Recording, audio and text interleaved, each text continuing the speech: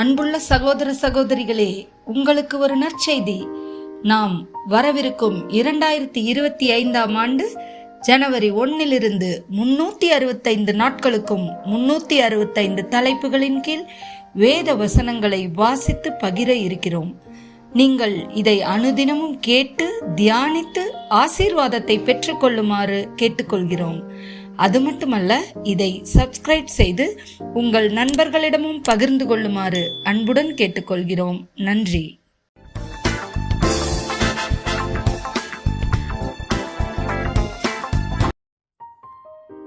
இன்று நாள் 198. தலைப்பு இரக்கம். எபேசியர் 4:32. ஒருவருக்கொருவர் தயவாயும் மன உருக்கமாயும் இருந்து இயேசுவுக்குள் தேவன் உங்களுக்கு மன்னித்தது போல நீங்களும் ஒருவருக்கொருவர் மன்னியுங்கள். கொலசேயர் 3:12.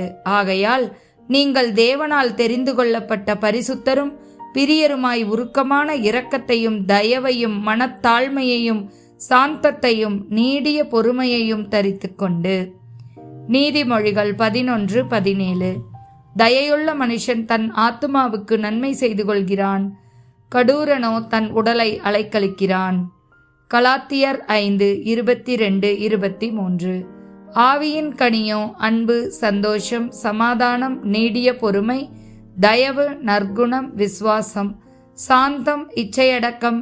இப்படிப்பட்டவைகளுக்கு விரோதமான பிரமாணம் ஒன்றுமில்லை. தீத்து 3:4-5.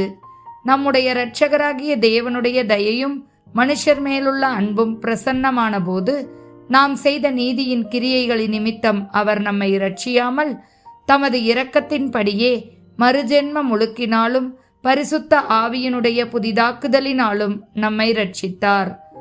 லூக்கா 6:35. உங்கள் சத்துருக்களை சிநேகியுங்கள், நன்மை செய்யுங்கள், கைமாறு கருதாமல் கடன் கொடுங்கள், அப்பொழுது உங்கள் பலன் மிகுதியாயிருக்கும். உன்னதமானவருக்கு நீங்கள் பிள்ளைகளாயிருப்பீர்கள். அவர் நன்றி அறியாதவர்களுக்கும் துரோகிகளுக்கும் நன்மை செய்கிறாரே. ஆமேன்.